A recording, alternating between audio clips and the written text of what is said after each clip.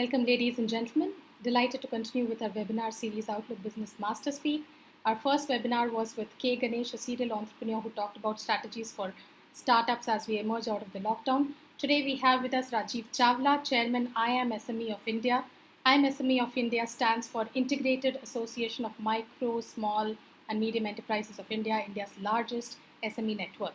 Thank you, Rajiv, for joining us today. Rajiv is also the founder and chairman of Jairaj Group of industries engaged in manufacturing of auto components, electrical, white goods, molded and molded products. Before I pose questions to Rajiv, I would like to thank our presenting partners, Hyperlink Infosystems and co-sponsor RR Solutions. Rajiv, first off, can you give us a glimpse of how the SME sector has been affected by the current slowdown? These are unprecedented times and something which we've never thought of ever. No one except some of the science fiction movies could imagine this kind of a situation that the world is facing today. So the COVID situation is an unprecedented situation. For the first time in our lives, we've seen almost more than 2 months of lockdown, complete business, complete economy coming to a standstill. Millions of people walking back home in very difficult conditions, some by foot, some by train, and all this culminating to a situation when millions are losing jobs. People who've invested in the recent past are facing huge stress and the challenge in meeting with some of those debts in times to come. So this is a very uncertain situation. And in a situation like this, when the government of India also asked all entrepreneurs to pay salaries and wages, even for the lockdown period, so that even further added to the stress of the MSME sector.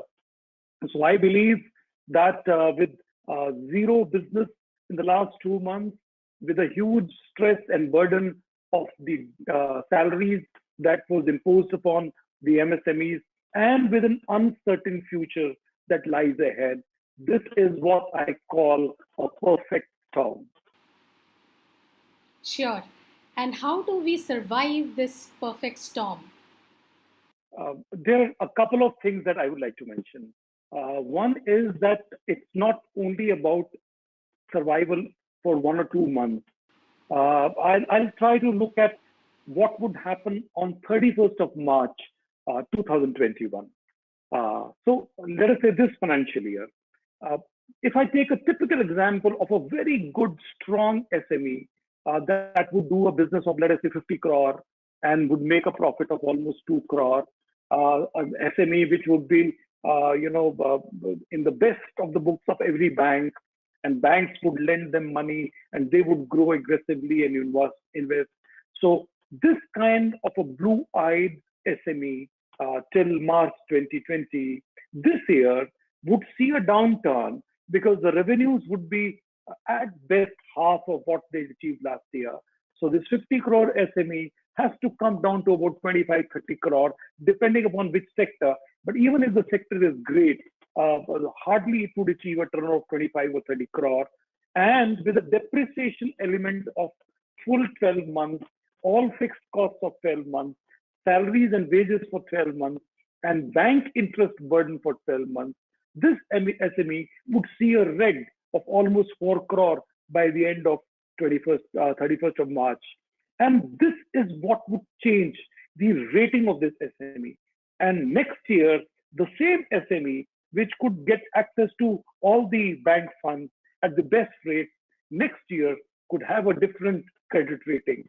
And how would the bank then treat this SME? So it's not only about immediate survival. It is also about carrying one's burdens through this storm and looking at a better future ahead. So it's a challenging situation. I believe that till yesterday, SMEs who would not get loans would feel deprived, and they would always complain that the banks are not treating them well. I believe they are the luckiest today because they don't carry a debt burden, if that is the situation. On the other hand, SMEs which had access to bank funds which were growing, progressing, expanding, investing.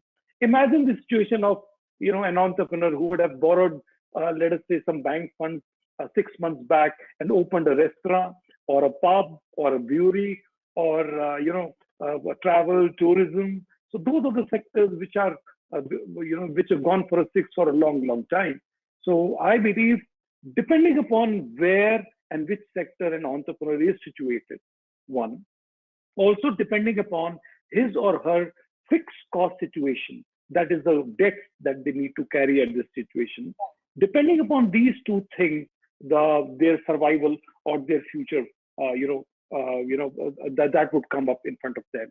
And therefore, it is very important for every entrepreneur to assess immediate cash flow situation, the future credit scenario, the future fund flow situation through the 2021, and then of course beyond. There are some businesses who would revive very fast. In fact, there are some businesses who could be making much more money than ever before. For example, the health sector. Maybe this country today needs budget equivalent to the defense budget for the health sector. And therefore, entrepreneurs in the health sector, food processing, agriculture, some of these areas are really, going to be, it would outpace the normal growth. But on the other hand, you look at the gems and jewelry sector, you look at the garment sector, if you look at the automobile of the higher end sector, a lot of luxuries. All those sectors would take a much, much longer time. So depending upon which sector, I think survival depends upon how a person is placed in this storm, and then if one can find a way out. Rajiv, last week we had a webinar on strategies for startups where we talked about how companies are pivoting as a way to survive this disruption. Does such an option really exist at all for the SME sector? And do you have any good examples of companies or entrepreneurs hustling to make such a thing happen? In fact, I'll give you a very interesting situation. Imagine a cricket match, two teams playing. In the first inning, there's a team that scores 500 runs and the other scores lesser. Now, between the first inning and the second inning, there is a rain and the wicket gets wet and conditions change. So the second inning now begins. And when the second innings begin, it is no guarantee that the team that scored 500 in the first inning would also do better in this inning. In fact, bowling conditions have changed, batting conditions have changed. This is the second inning. This is the restart, or should I say the reboot button for the world of businesses. And therefore, while in the past, before COVID situation, or should I say the first inning gave us two great things: experience and resources. Some of us could, manage some capital. We have some resources, some factories, some machines, some infrastructure. But then these two things are not all that are required for the second inning. For the second inning, there are two different things, two more elements that are required. One element is technology and the new skills. And that is what these youngsters have. And second is innovation. So if people who did great in the first innings, if they are not looking at these two elements, they are out of the circuit. And therefore, these young startups, they have to understand that they carry these two elements in them. They have technology, skill, they have innovative ideas. However, they have to integrate with the experiences and resources of others. So they can't be flipping from one project to another. And because when I look at many of these startups, I find that it is only 1 out of 1,000 that can actually make it really, really big. And gone is the time when people would keep pumping business money in loss-making businesses only for its outreach and the future valuation. So most of these startup companies, they would run continuously on cash losses in a bid to make money in the market and the valuations later on. I think that scenario also would change. So it has to be about bootstrapping every business. It has to be that every business has to break even. There is no more free flowing cash traveling around the world. There's no more valuation that I'm looking at 2 months from now or 3 months from now. The markets themselves are very, very different. So I come from a world where 1 plus 1 is 2. And so it's not that every SME would go to the stock exchange and look at the large valuation. So while your call is great, startups have excellent dreams, great ideas, great skills. I believe in this time, they also have to survive and they have to keep their ideas afloat. And they have to ensure that whatever ideas they have today, they take concrete shape and uh, find roots within the next few months because things are going to change much faster than they ever did before. Coming back to the woes of the SME sector, a survey done by an SME Chamber of Commerce shows that 69% of the SMEs said their biggest concern was supply chain issues. How do you see these issues, and when do you see these things getting back to normalcy? Well, I believe, I don't know how this survey and what exactly was the basis for this kind of a survey. This challenge, of course, is very, very true. But I believe that today, in this scenario, the bigger challenge, there are other bigger challenges. For example, there is one challenge which is of the market, the consumers, whether consumers are actually going to the market and buying, whether one's trade has future, if someone is in travel and tourism or hotel, or so how much time that would take to revive. So that is one challenge.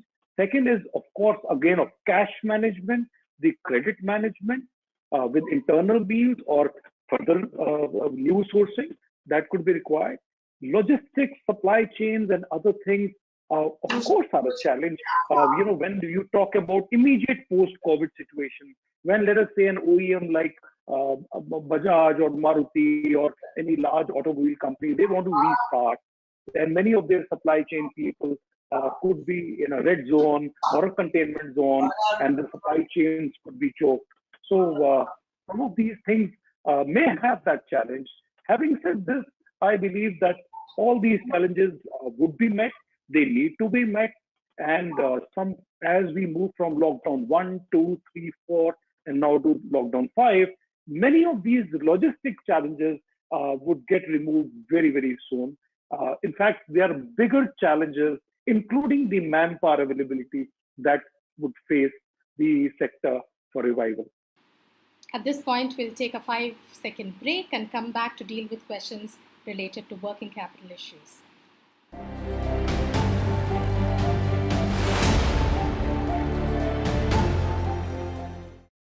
Moving on to something that has been a pain point for SMEs anyway, which is working capital. The FM has announced a 3 lakh crore emergency working capital facility for businesses, including SMEs. Plus, she also talked about an additional working capital finance of 20% of outstanding credit as of 29th March 2020 in the form of term loans at a concessional rate of interest, which is going to be collateral-free loan with guarantees from the government. Okay, this cash flow situation is really one of the biggest challenges that I see in immediate future. And there are a few reasons for that. One major reason being that, let us say, typically from 22nd of March, when it was a Janata curfew that was announced. Starting that day, the lockdown and the curfews were getting announced. And finally, on 24th of March, it was lockdown. And that has extended till now. Now, during this period, there have been zero sales. So for the last 2 months, the sales have been nil. And therefore, even if my payment cycle, for example, is 30 or 60 days, there would be no payment coming in June and July. So when I look at immediate, these months, so June and July, and I talk for most of the supply chain SMEs in India, and so their June, July incoming revenue would be nil because the sales in the March and April were nil. Second, there are some accumulated statutory dues. For example, we had to pay income tax returns by 31st of March. and we had to buy some saving plans for the year 2019-20. Then there is GST of March 2020 that was deferred. Then there are bank installments of March, April, and May. Those have been deferred. Bank interests have been deferred. Similarly, ESI, Provident Fund, some of these things need to be paid. Many state electricity boards, they deferred their electricity bills. Now, mind you, all these are deferred. These are not waivers. And for most of these dues that have accumulated in March, April, and May, the last date to pay is 30th of June. And that is really, really worrisome because 2 months of nil business means nil revenue in June and July. All statutory dues accumulated, as I just counted for you, including the bank interest and installments, etc. And therefore, to pay these dues by 30th of June is a huge challenge. Therefore, this announcement of 20% emergency loan to MSME sector, it comes in very, very handy because these are collateral-free loans. Existing bankers would give 20% of the outstanding as on 29th of February. Outstanding as on 29th of February, the entrepreneurs would get 20% extra on that. And now there are two important things that I would like to mention. One is that all this amount would actually go in paying the accumulated dues of these 3 months. So if I do a sum total of all that I have to pay till 31st of March, or then April and May, which I have to clear till 30th of June. So when I raise this 20% additional working capital, most of this would go in paying these statutory accumulated dues. This is one. Second thing is, to call this loan a collateral-free loan is actually a misnomer. The reason is that the entrepreneurs have already mortgaged their factories and homes and other assets with the banks when they raise these funds. So, for example, I have already mortgaged my securities with the bank, and I have some outstanding on 29th of February. So when my bank gives me 20% additional, which to call it a collateral-free loan is actually a misnomer. In fact, normally also we go to banks sometimes and request for TODs, the temporary overdraft. So I believe that this 20%, of course it would help. Of course it would help because government is guaranteeing. So banks will not be shy of giving this 20% additional fund. But let me tell you that the banks have always been seen sitting very, very pretty. And in fact, it's very unfair at a time like this. In the lockdown, even a taxi driver was asked to stay at home, not to drive a taxi. Even a rickshaw puller had to stay at home, not go. Even a construction worker, daily wage worker could not make money. All factories, all businesses closed. And the only thing that kept making money is banks, just because the bank interest would keep moving with the time clock. That is very, very unfair. How I wish this entire interest cycle also should have come to a complete halt, at least for the lockdown period. And that would have been very fair for every business. So even in this time, when the banks kept making money, even if those are accrued or accumulated dues, that they would now recover. And then RBI gave huge liquidity into the market. The CRR was reduced. Banks are flush with funds, and with reverse repo rates so low, banks, of course, we are the best market for the banks. So to give a 20% extra loan to an existing customer who's already mortgaged his collateral assets, or should I say his own future with the banks, I think this is the easiest thing for the banks to do. And the government also now supporting this as a guarantee. So I think this is just very, very easy for banks. They'll easily give this 20% now to entrepreneurs. However, entrepreneurs may find it extremely insufficient because this 20% would hardly suffice for 3 months of accrued statutory, liabilities that they are. And I don't know how they would restart their businesses actually in June and July, even if they get orders in the future. So, what you're saying is net net, it's not going to help too much because it's not sufficient to reset. But my question to you is this: why do you even say it's an easy way out for banks? Because given the stress in the sector, and if you are suggesting that a lot of companies are already pledged to the brim, a lot of them may not be credit worthy anyway. So, any money that is being put on the table is a blessing that is being handed out. Okay, there is, of course, I admit that there is support in what the government is doing. Ultimately, there is this 20% additional liquidity is coming to entrepreneurs. But let me tell you a very typical situation. Suppose I have an outstanding of, let us say, 2 crore or 3 crore on 29th of February. Now, this fund I raised 1 or 2 years back, and part of it was term loan, part of it was working capital. Term loan, as it is, I have been paying over a period of time. So my outstanding has been regularly. I took a, let's say, term loan of 2 crore, and that is now slowly coming down. And today the outstanding could be 1.5 crore. And the CC limit, as it is, all the receivable stocks are hypothecated, and I keep paying interest on my working capital. So it is not that the banks are taking additional risk.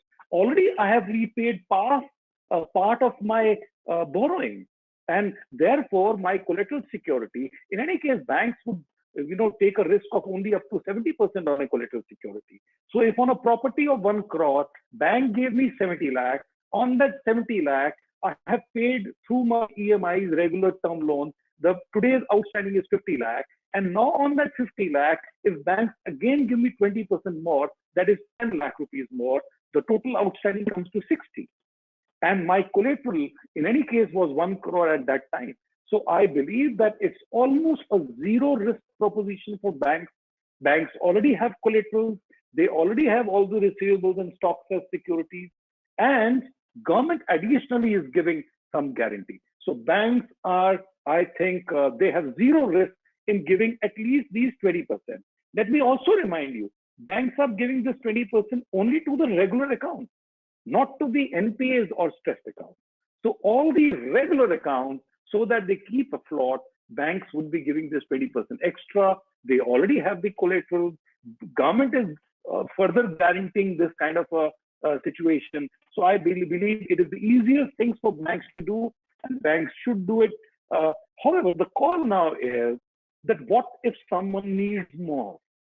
Will the banks then come forward? Will they, demand some additional collateral, or would they be going in for, because there are some recent stories that I'm hearing that some of the banks are not renewing the loans, and especially the private sector banks, they are trying to reduce the debt with their entrepreneurs. Those in cases where renewals were due. So markets have different stories and experiences, because it is now that the banks have to actually take a call whether they would be funding a future capex, whether they would be giving something extra other than a bit more than 20%, what the government is guaranteeing.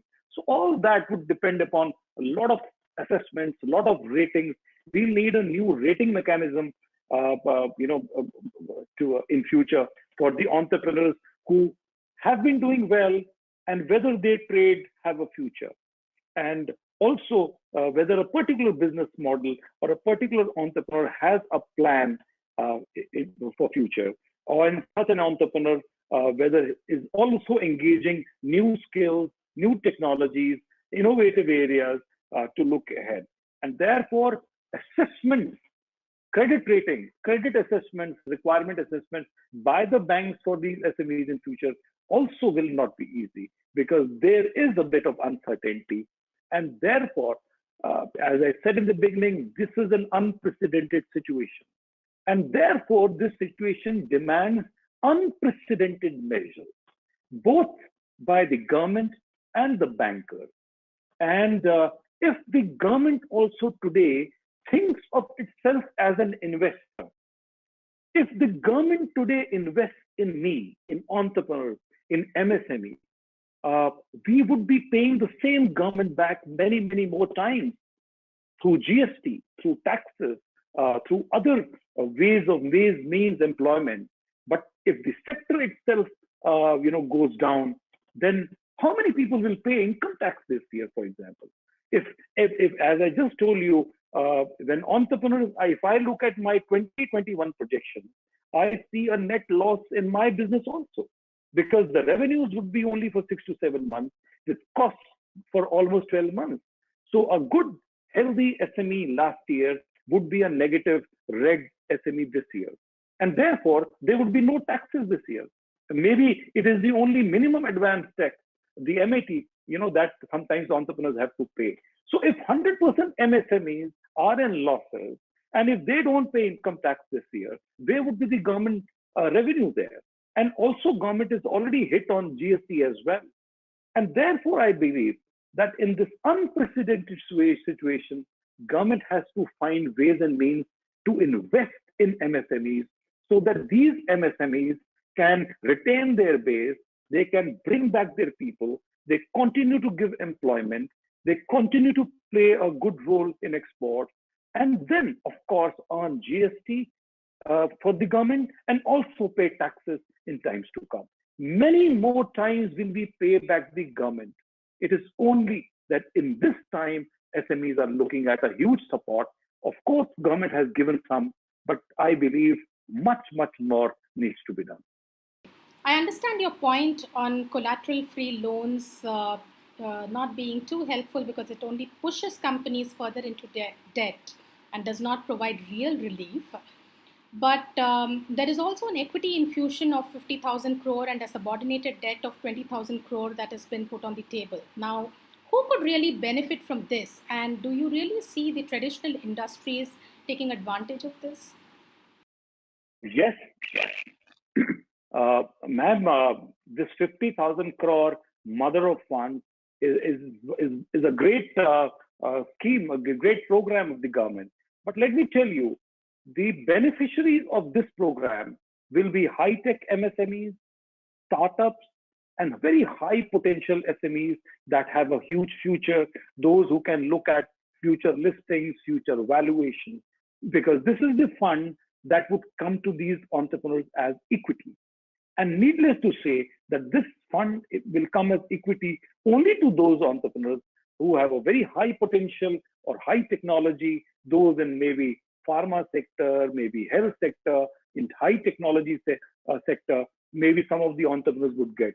But then I don't believe that this is for the traditional MSMEs, the thousands, the millions of manufacturing MSMEs that are in India. So this mother of funds is available for the high-tech, high-potential SMEs and startups. 3 lakh crore is for the existing borrowers, not for those who don't have access to the credit. And then there's another scheme of subordinate debt that the government has brought in. That is for the stressed and the NPAs amongst the MSMEs, those who would need that restructuring and future revival. So these 3 programs remain. But what about those who do not have access to bank credit as on date, those who are still struggling for institutional finance or the formal sector to fund them? I believe that is also a very, very large sector. And let's see what government does for them. Let me also make a mention that on 2nd of November 2018, Honorable Prime Minister launched an SME outreach program. And in this MSME outreach program, he announced 2% interest subsidy for incremental loans which are availed by MSMEs. Unfortunately, that scheme ended in March this year. In fact, we believe that this is the time not only to extend that scheme further, at least for next 2 years, but enhance this 2% subsidy to 4%, because that would be help for those entrepreneurs who would be going fresh to the bank or who would be reinvesting or investing more in capex and future expansion. So, Rajiv, what's your advice to entrepreneurs today? Anybody whose business is disrupted, somebody who is cash strapped, does not see too much revenue coming back this year. How should you deal with the situation? Should they be taking additional debt and keeping the business going, or cut fixed costs hugely to fight another day? What would be your advice? All right. The first thing entrepreneurs have to understand is that the world of business will never ever be the same again. And past success is no guarantee for future success. Remember these things, and you have to actually restart from where you are. This is one. Second is that do not go in for additional funds, bank loans, just because government is offering or banks could be offering. Uh, Loans have to be repaid. These are not waivers, and these add to future debt and future stress. Let me tell you that every personal guarantee that an entrepreneur signs while availing of a loan from a bank, he is actually mortgaging the future of the next generation also in the family. And therefore, it is extremely important for entrepreneurs to focus on their immediate debts. What are their past debts? Can those debts be cut down? Are there some wasteful stocks, unused machines, unused assets lying in the family? Can those be liquidated now that the markets open up? So that is one very important thing that I would ask every entrepreneur to slim down, reduce the debt burden as much as possible, even at the cost of sometimes losing some money. uh, I also appeal to Reserve Bank of India and Government of India through your program that many banks are today, even in such a challenging time, very ruthlessly demanding 4 to 5% foreclosure charges, penalty on prepayment. Imagine the situation of an entrepreneur who would be perhaps selling his or her jewelry or gold in the family or some asset at a lesser rate to pay back a loan so as not to become a defaulter. And some of these ruthless banks are demanding prepayment charges, penalties 4 to 5% on their previous loans. So I really want to appeal to the government agencies as well as to the banks that there should be no pre-closure charges, at least in a time like this when some entrepreneurs come back to them and want to reduce their debt.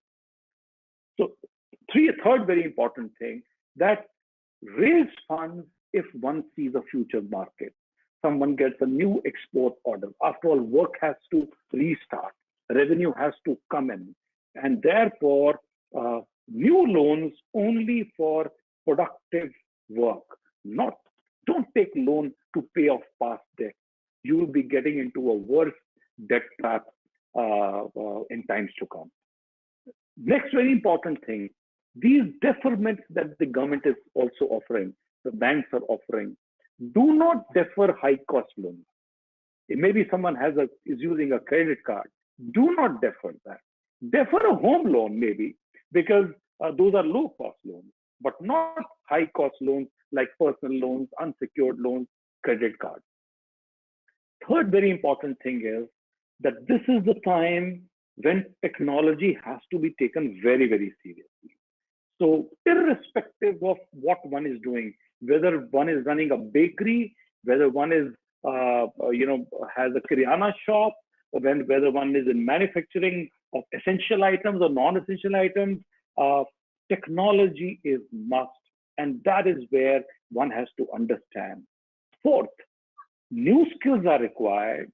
Therefore, start hiring people who are smarter than you. Normally, entrepreneurs don't do this, and they would engage low-cost people or those they can afford properly. This is the time to think out of the box, bring in good talent, because I possibly cannot be an IT expert or technology savvy at this stage. So I need to bring in people who are. Another important thing is to think differently, innovate. That is so important. Maybe a restaurant today can become a food supply, home food supply, or supply food to railways or airlines or buses or schools, door delivery, home delivery. So even a small Kiryana shop should, tie up with Swiggy or some other home delivery companies and start delivering home. So new innovative models, those need to come in. I was discussing with a travel tourism company, and I said that suppose I travel to Mumbai and I have to stay in a hotel there. Now, if how when I get down uh, at the airport, would I go in for Ola or Uber now? Or and I'm not very sure who wrote that earlier and whether it is infected or not. So, point is how we can give confidence to a traveler, to a mover, of a complete disinfected cab coming to receive, with proper social distancing measures. So, a lot of innovative models, innovative thinking one has to do, whether it is a hotel or restaurant, maybe different cabins need to be made with social distancing. Cinema halls could be drive-in cinemas if possible, while one could be sitting in the car and watching a movie. So I think many new innovative things, those need to be done. And then, of course, is developing markets. And the Prime Minister has talked about an Atmanirbhar Bharat, self-reliant India. And therefore, it is time to recapture domestic markets. Why should imported goods sell in India? Let's produce the best in the right quality. Let's recapture our domestic market. And then, of course, go global. So we have to become vocal for the local. And then, of course, local has to become global. And then, lastly, I would say that entrepreneurs have to keep themselves updated. Every day, laws are changing. There are changes in income tax rates, there are changes in TDS rates, there are changes in GST rates, the provident fund rates have changed. So many things have changed in the last few months. And every week, there are new announcements and new challenges. In fact, my ERP on which I work, it is not updated as per the latest provident fund changes, let us say, which have recently been announced. And then, of course, the GST, TDS rates, those have been announced. So those are some areas where entrepreneurs have to understand. They have to keep themselves abreast and keep looking at what's ahead. So be confident. But don't be fearful of the world. But then, of course, be cautious. This is Sure, not the right time for capex. Let me sure. warn you. It is not the year for capex, capital expenditure. So even if one gets order, one should look around, see if someone else has a spare capacity, offload that work, give it on job work, get it done, consolidate your work on your core areas. Don't go for short-term businesses like, okay, I'll start trading in sanitizer just because today people are doing that. So there are thousands and lot of things. Last, there are some sectors which would see huge growth: the health sector, the food processing sector, the agriculture sector. Lot can be done in these areas. And therefore, do look at options. If I run engineering industries and I have been manufacturing, that is, say, traditional automobile components, it is time. Can I also make something for the health sector? Can I make beds for ICU? Can I make ventilators? Or there are millions of other things that health sector would need. So if I'm sure if entrepreneurs bring in their experience and resources with the skills and the innovation of the new generation, magic can happen in the second inning. Sure, that sounds good. One big issue that entrepreneurs are worried about now is the problem of migrant labor. How real is this concern and how do you really deal with this? It's a, I think it has been one of the biggest tragedies of these COVID times, and something that has been mishandled, I would say, by a lot of authorities. So I'm not blaming any one agency or any one government. I think it is a collective responsibility that society has to take, including entrepreneurs. Because I know that there was complete communication breakdown between the industry, the contractors, and the migrant workers. And sectors like construction, sectors like garment, these are the sectors that give huge employment to migrant laborers. And there are thousands of people, they work in one garment factory or at construction sites. There was complete breakdown in the communication, and no certainty was shown to them whether they would get business in some time, whether the salaries and wages would continue to be credited to them in time as the government wanted. So just because of this breakdown, uncertainty, no immediate thing in sight, with landlords demanding rent from these people, and then of course a lot of paranoia that that was around, a lot of rumor mongering for COVID and Corona. So we could all see millions of people walking on roads back to the homes, and the sad story that has ever since been. I'm sure it would not be an easy way back for them. Someone who's traveled all the way by foot or in trains that have taken such a long time in reaching destination. People who've been in moratoriums or stranded midway in various tents and relief camps. I'm sure they've seen a lot of pain, much more pain than you and I. And we would have to win back their confidence. I think this call is upon the industry also. Let us bring back their confidence. I'm very happy to inform you that in Haryana, and I speak right now, I'm in Faridabad, so Gurgaon Faridabad belt. Haryana has received 1 lakh requests from migrant workers presently in Bihar and Jharkhand who want to come back to Haryana. That is a plus sign. But the point is, how do you bring them back? Will they come back on trains? When they come back, how we will screen them for COVID, for Corona? Whether they would need to be quarantined for 7 or 14 days and then taken to businesses. Would landlords and people happily accept them back when they come? So point is, A, how to bring them back, B, how to provide quarantine facilities for them. And so that is a huge challenge. And let me tell you, till now, the labor was less, the work demand was also less. So no one in business circle felt pain in May. But let me tell you, by June end, when the markets would revive better, and I have a lot of news that in June, the automobile sector, especially the two-wheeler sector, is looking at producing at least 60 to 70% of what they did last year. And that sounds really, really great. But how will they achieve it without the labor in the supply chain? So how labor would come back, and then how they would be quarantined and taken back to work? I think these are gaps. So challenges are there. Challenges are likely to worsen by June end, as I say, and maybe by July. I hope that once again, when the trains start running, public transport starts running, and hopefully by then the COVID and its infection spread is in sight check, when maybe by then there is some herd immunity that gets developed in our nation. That is the time when I see some of these things coming back to normal. Okay. At this point, we'll take a 5-second break again and come back to you with some questions from the audience.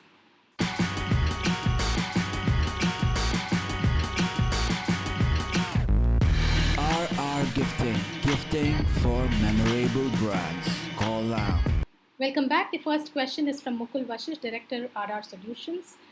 With the absence of cohesive data on informal enterprises, which by some estimate makes up for more than 90% of small businesses in India, how do you think the government can identify, reach, and help these enterprises which have been facing shutdown at this time of crisis? Okay. It is on demand of the MSME sector that Government of India had introduced a system called UAM, Udyog Aadhaar Memorandum. Right. it was an option given to MSMEs that they could just go online and link their Aadhaar card with the business, do self-declaration on their investment, and take a registration online for micro, small, or medium. This process takes less than 2 minutes, less than 2 minutes. And this is something which came in very handy. And millions of entrepreneurs in India, they, they've taken this registration. This registration in India is optional, which means that if someone wants to avail of the government benefit or the bank priority sector loan or some other subsidy, then one needs to register. So the scheme till date is optional, and rightly so. Second is that now that the definition has been widened, now the government has introduced two aspects. One is that they have increased the investment limit for the MSMEs. For micro, it has been enhanced from 25 lakh to 1 crore. For small, it has been enhanced from 25 and lakh to 5 crore to 5 crore and 10 crore. And for medium, it is now 10 crore to 20 crore. Government has also introduced a turnover criteria. For micro, businesses less than 5 crore are micro, businesses between 5 crore and 50 crore are small, and businesses between 50 to 100 crore would be medium. In this arena, I believe that this definition that has been proposed by the government at this stage is not favorable to the MSME sector. And let me tell you why. 2 years back, the same cabinet passed a resolution, a decision that small would be till 75 crore and medium would be till 250 crore. And 2 years later, now that the government is finally announcing in the COVID time, it is diluting its own previous decision and bringing down small from 75 crore to 50 crore and medium from 250 crore to 100 crore. And therefore, a lot of entrepreneurs who are deserving entrepreneurs, they would be missing out on the benefits that come to the MSME sector. And I really believe that this definition needs a relook by the government agencies, and government should have a relook. For example, someone in gems and jewelry sector, for such an enterprise, a 50 crore turnover, 100 crore turnover is hardly anything because of the very precious gems, diamonds, gold, raw materials that they use. So I believe government should have, they should revert to their previous definition of 75 crore and 250 crore. And of course, the enhancement in the investment limits that they have announced right now is really a welcome step. So my answer would be that it is an optional system.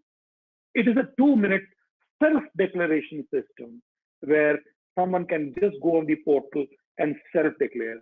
Of course, at the time, when the real situation comes, these details that an entrepreneur today files and self-declares, these details can be verified by looking at the balance sheet or through a CA certificate or something else. So government has made it easy initially for the initial registration, but then later on, of course, some of these things as required will be checked by the banks when they give loans, because that is where the real balance sheet will be coming, the audited balance sheet will be coming, and the actual investment and its relation to the turnover. And turnover, of course, is corroborated by the GST returns nowadays. So I believe very soon this entire system would become streamlined and would be very, very fair and transparent. The next question is from Harnil Oza, founder and CEO of Hyperlink Infosystem. Do you have any ideas on how small businesses, especially financial businesses, can use technology as a differentiator? Fintech companies are the flavor of the time. In fact, all the disadvantages of a very large bank, or should I say all the bureaucratic or red tapeism of a large bank, is done away with the minute when one talks about technology and finance together. And that is what fintech companies is. I personally know a lot of fintech companies that are doing amazing businesses at the microfinance level as well. Going up to lakhs, millions of borrowers with small loans and then doing their immediate background check through those apps now that the technology is integrated. In fact, the government also wanted a similar program and they launched a portal called PSB Loans in 59minutes.com. PSB Loans in 59minutes.com. And in fact, government also wants that all the traditional PSUs, the PSBs, the public sector banks, they should also act like fintech companies. And within 59 minutes, a loan can be processed and principally sanctioned. So I think integration of technology with finance is, of course, the future. For rest of the entrepreneurs, let me tell you, normally we identify technology only with IT. Let me also tell you that in manufacturing, technology has its base to a lot of automation that one can do in an enterprise. The Industry 4.0, which would now see the real surge with, on one hand, the shortage of manpower, shortage of migrant laborers coming in. Maybe it is the technology and the automation in the automotive sector, that helps them to go ahead. And it's not only about manpower. Let me tell you, when we talk about a self-reliant Atmanirbhar India, and if I have to compete against China or Vietnam or Thailand or Korea and in the export market in Latin America or US, then I need to produce the same quality and with same cost effectiveness because internationally the competition is very, very severe. And therefore, technology, even at that level, is very important.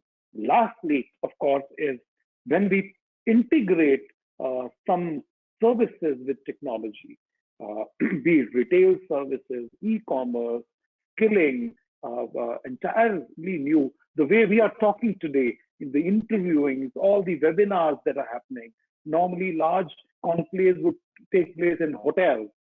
Now it's all on webinars like this. So a lot of technology is going to give a huge boost to those who can integrate, be it manufacturing, services, e-commerce, or of course, hardcore technology. And that would make a huge difference. Finance, of course, I see all future financing happening only on the touch of an app. We'll take one more question. Jayant Nair from Transact Incorporated. Would you suggest entrepreneurs invest in technology and automation at this point in time? It is the only way out. In fact, it is not only the right time, it is the only tool that can make any business remain competitive and afloat. Otherwise, there would be no growth. So, of course, the time is right, and this is the only time that we have.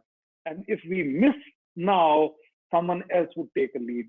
So, therefore, to get in the second innings, if we are very lucky to survive and live a second inning, one of the best gifts in the life is to get a second chance. So take it as a gift, and technology and skills, these are the only two things that you can avail of in the second inning. Sure. Thank you so much, Rajiv. It was a great, lively discussion. Thank you so much for sparing the time to be with us to do this webinar today. I definitely enjoyed it, and I hope everybody who is watching has benefited from this discussion. Thank you so much. It was such a pleasure. Thanks for all your time.